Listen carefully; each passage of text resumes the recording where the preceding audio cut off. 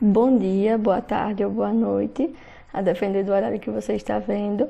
Meu nome é Desirê Monique e eu vou falar sobre a via intravenosa, que é uma via bastante conhecida, com diversas particularidades, principalmente quando se trata de neonatos, crianças e adolescentes. O assunto ele é extenso, mas eu tentei trazer de forma mais resumida as informações mais importantes. Para a realização da terapia intravenosa, é necessária a obtenção do acesso venoso, que pode ser o periférico ou o acesso venoso central, que a gente conhece. Essa terapia consiste na introdução de medicamentos e ou soluções diretamente na veia, com a finalidade de absorção rápida da substância em uso, sejam elas soluções hipo ou isotônicas, sais orgânicos, eletrólitos e medicamentos que deverão ter solubilidade sanguínea, estando livre de cristais ou qualquer outra partícula visível em suspensão. É indicada em situações de absorção deficiente, como resultado de diarreias, vômito e desidratação. A gente pode ver aí sintomas comuns de doenças prevalentes na infância, necessidade de alta concentração sérica de uma substância, casos de infecção resistentes que precisam de medicação parenteral por um período de tempo prolongado, necessidade de alívio contínuo da dor e situações de emergência.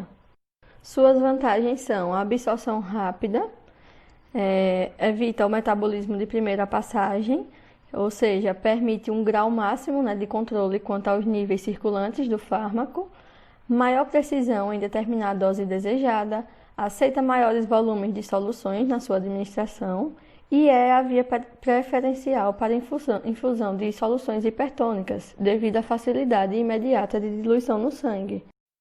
As desvantagens são a dor, que está associada à punção e à irritação local, causada por alguns medicamentos, o custo, que é mais alto, de medicamentos utilizados por essa via, alguns deles, e também com relação à necessidade de um profissional para poder fazer a administração.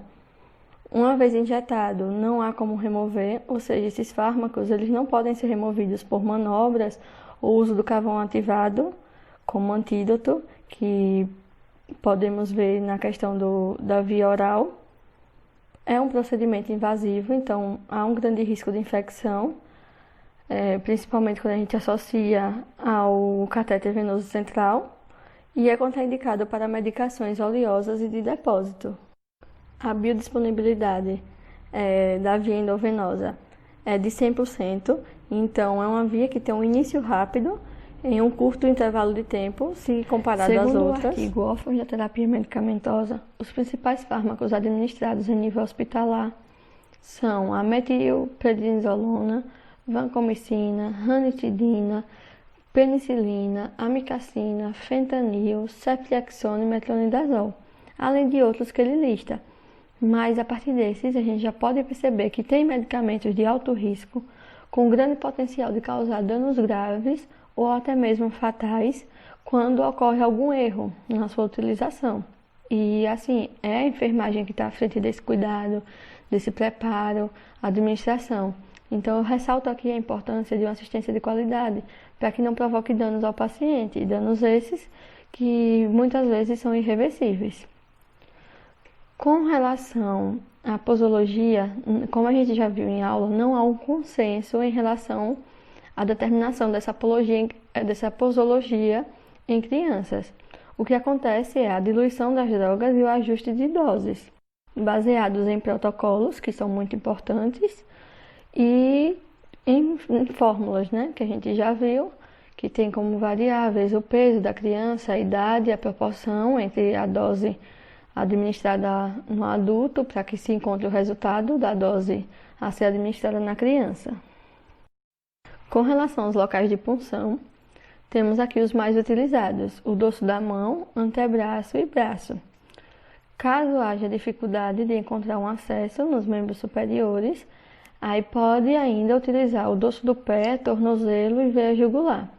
Em casos de criança de até 9 meses, que não tenha êxito nessas tentativas, nos locais que eu falei anteriormente, aí pode tentar nas veias da região cefálica.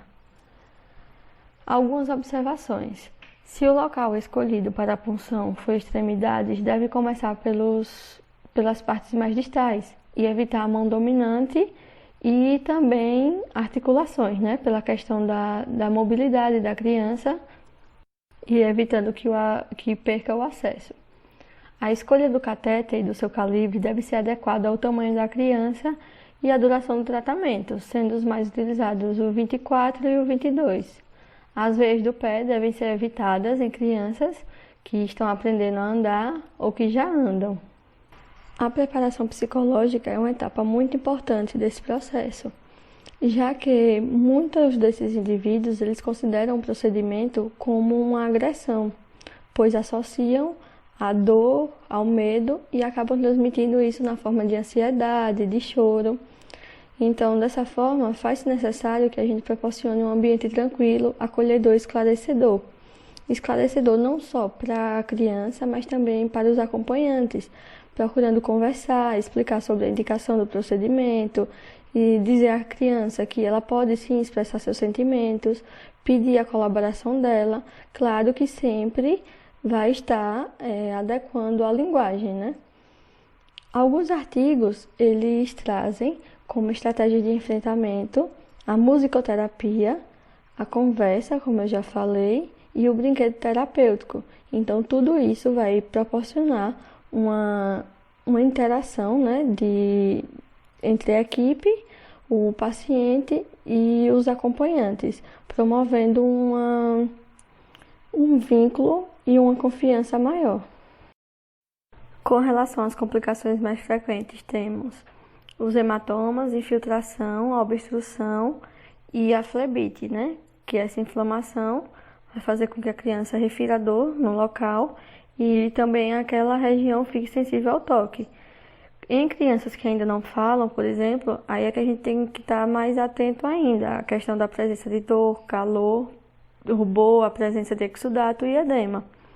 Nas complicações menos frequentes estão infecções causadas por asepsia inadequada dos procedimentos, choque anafilático relacionado à reação alérgica de medicamentos, por exemplo, e a embolia gasosa, né, quando há a entrada de ar na circulação sanguínea. E nesse ponto a gente tem que ficar atento ao desconforto respiratório, aos sinais vitais e à perda de consciência dessa criança. Os cuidados de enfermagem estão voltados para a checagem, né, dos 13 certos, que a gente já abordou em aulas e também em vídeos anteriores. O curativo de acesso venoso central e acesso venoso periférico, de acordo com o protocolo da instituição e também quando for necessário, né, questão de sujidade, infiltração, entre outros acometimentos. Observar o estado geral do paciente antes, durante e após a administração do medicamento. Então, estar atento aos sinais vitais. Caso não seja permanente a punção, deverá ser realizado o rodízio de locais.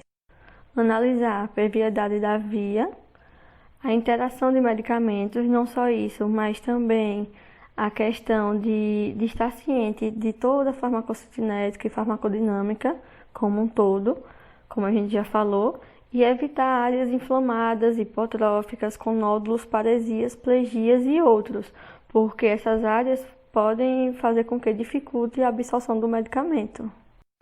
Assim, a gente pode concluir que a administração intravenosa de medicamentos contribui de modo significativo para o aumento do risco de doenças iatrogênicas, sobretudo bacteremias, e para minimizar esses riscos é necessário que se adotem boas práticas nos procedimentos, na questão da preparação e administração da terapia endovenosa, e devem também existir nas instituições protocolos e manuais a respeito de reconstituição, diluição, a conservação, os efeitos colaterais, entre outros pontos.